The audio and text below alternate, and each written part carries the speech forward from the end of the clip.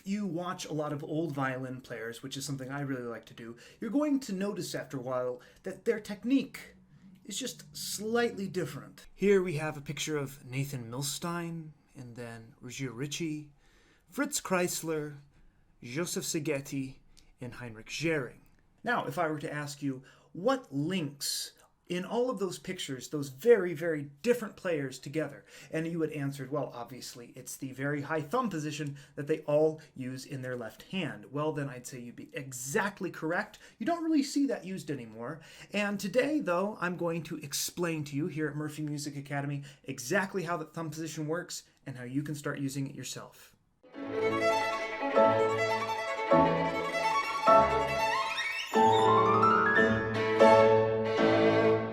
Now, the funny thing about this particular thumb position is that it currently is not very often taught. You rarely see people doing this, but if you go back and watch a lot of old violinist videos, this is basically what used to be the default position.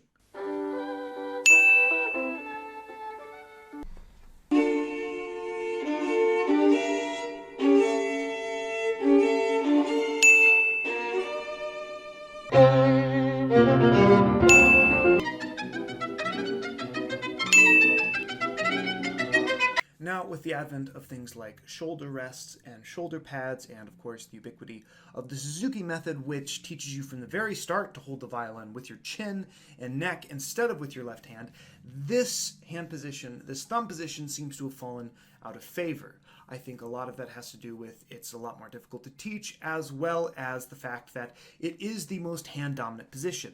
It is the position that most takes the neck out of the equation. Of course, as someone that is greatly keen on taking the neck out of the equation and putting most of the impetus of playing on the left hand, I am greatly interested in mastering this position, and so should you. Also, for you teachers out there, it is very, very important to have a grasp of all the different ways the thumb can be positioned on the violin, because depending on the size and shape of your student's hand, different students are going to acclimate better to different thumb positions. Now, most students are going to, use the basic thumb position that we showed at the beginning, and that's just fine. But you are going to run into students that are going to have difficulties with that, and if you don't have this understanding and you aren't flexible with them, then you're really, really leaving a lot on the table as far as their development is concerned. Now, how does this thumb position work?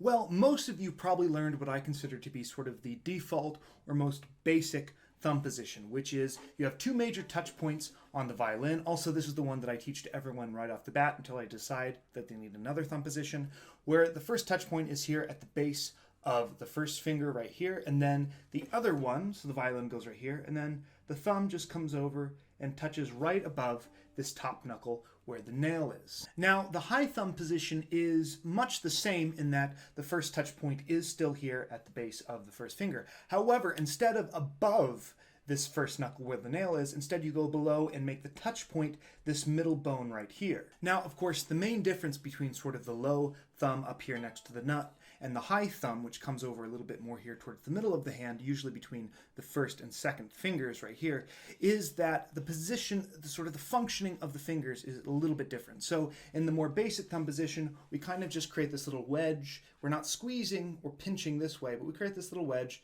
and the violin just kind of sits in here, and so there's a little gap in here. Instead, this is more of a rotation, and you sort of keep the hand in check and the violin in check by sort of rotating the hand into the violin this way. So there's kind of a wedging that happens with the hand, sort of like here and then right here. So you sort of secure it by wedging this side of the thumb right here against the first finger, the base of the first finger right up here next to the nut.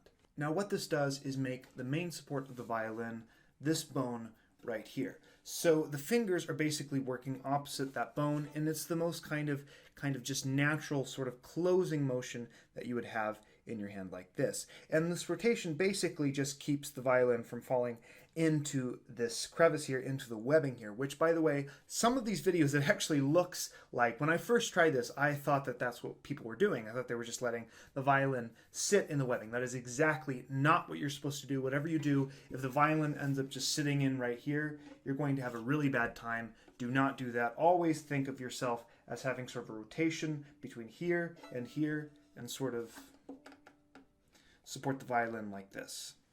See, still space. Now, the action of your fingers is going to be basically the same if you've already been playing the violin for a while, but you are going to sort of feel this a lot more. And because the hand is supporting the violin even more than the other positions, when you play like this for a while, you're going to notice, if you're doing it right, by the way, you're going to notice this muscle right here, this big thumb muscle, is going to get very, very sore. Now, like any muscle soreness, it will go away, especially with continued use.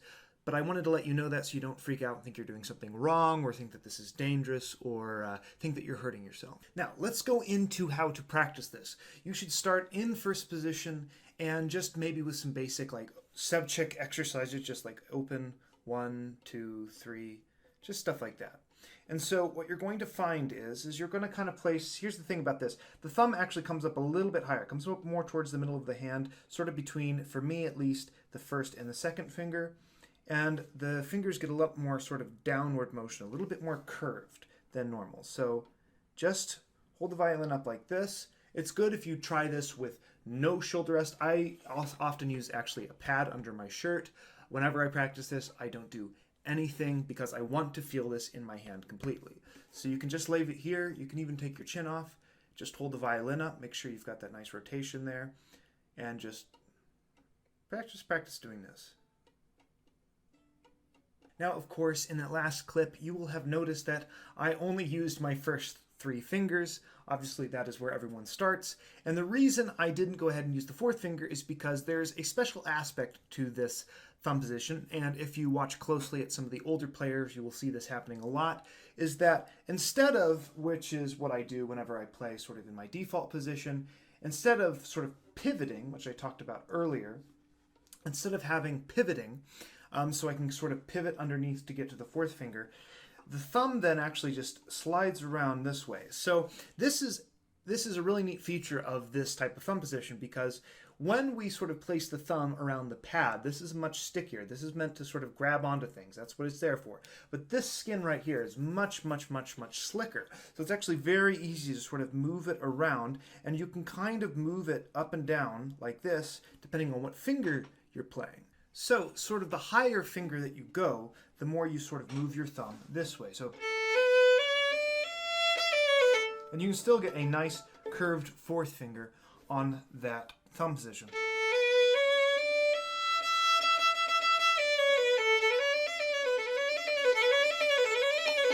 Now, what this thumb position does for some people that is interesting to note is that it often helps close sort of the gap of the angle between this side of the hand and the neck. It makes the hand position a lot more parallel to the neck. So with some of the other positions, as you'll notice, obviously this side of the hand where the first finger is much closer, and then there's sort of an angle going out this way.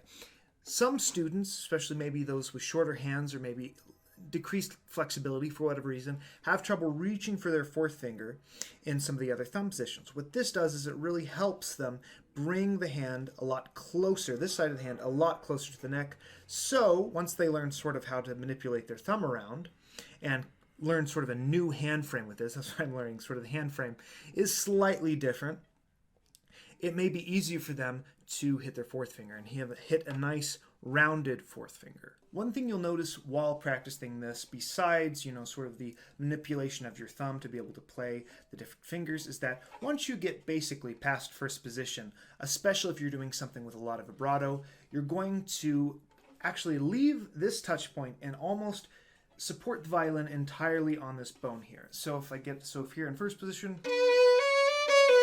I'm touching both sides of it there. I'm supporting it through here. Then when I shift up to third position, still touching a little bit, but not as much. But if I really want to get a good vibrato swing on that 3rd finger there, I'm gonna kind of pivot a little bit this way, but still keep the exact same contact point here. And this is barely touching at all. And of course, the higher up you go, the more you let go of this. So basically, the main pivot motions of this, you can't get away without pivoting. The main pivot motions of this thumb position are going to be side to side and then just around like this. Now, the fact that the basic support mechanism of this thumb position is almost entirely this one spot right here that is very easily moved around because the skin here is so slick, is why this is the thumb position best suited to completely holding the violin, or almost completely holding the violin in the left hand. Now, as you practice this, I have a few things that you should think about. First off, again, don't use anything here. Try to support the violin in the left hand as much as possible. You're going to get the most out of this position, even if the rest of your practice, of course, which is what I do, you go back to using a pad or using a shoulder rest. Now, one other thing you want to think about while practicing this, and you'll notice this as you start doing scales, which is where you should start practicing with this, is that you can keep this thumb position for a lot longer as you shift up. Now, obviously, when you are playing with this type of thumb position, once you get basically to 4th or 5th position, you kind of have to stick the thumb, the flat part of the thumb, underneath the top of the neck right here, so you can sort of get up and support your hand in the higher positions. And this, you can get up pretty high, maybe 5th or 6th position in terms of like being able to play 1, 2, 3, 4, and still keep that same bone attached to the neck of the violin. But eventually you are going to have to, if you want to play up very, very high, pull the thumb back up into this sort of flat pad position here at the top of the neck. And the difficulty with that is, and you're just going to have to work this out, is that it's very easy to get your thumb stuck here when you've got it sort of jutting out this far and on that bone. And so to learn how to unhook that so you can get up there, that's something that you're going to have to take care of, and something to note. Also, learning how to shift down is going to be a little bit different. What you'll notice in a lot of these old players that play primarily this way is that their thumb is very much utilized in helping them shift down, especially once you get past sort of 5th or 4th position. So coming down from, let's say I'll play F major scale from, so my thumbs, right here, I'm in 5th position. And I want to, let's say I'm just going to shift straight into, well, I'll just go into 3rd position. So my thumb almost has to follow and then help me pull the hand this way. So it's almost this kind of walking thing. And if you watch some of these videos, you'll see these guys, their thumbs are basically, especially Ruggiero Ricci, his thumb is basically just flopping back and forth. So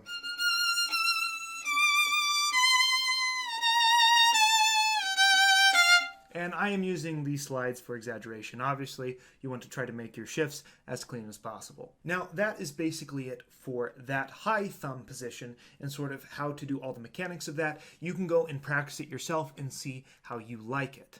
Anyway, this has been Tobiah Murphy for Murphy Music Academy. Thank you so much for watching. I hope you enjoyed this video and that it inspired you to perhaps try something new in terms of where your thumb is positioned on the left hand. And if you do go ahead and try this thumb position out, please leave a comment below and let me know exactly how it was for you to try this. And no matter what you decide to do, happy practicing, and always remember, there is no pleasure in mediocrity.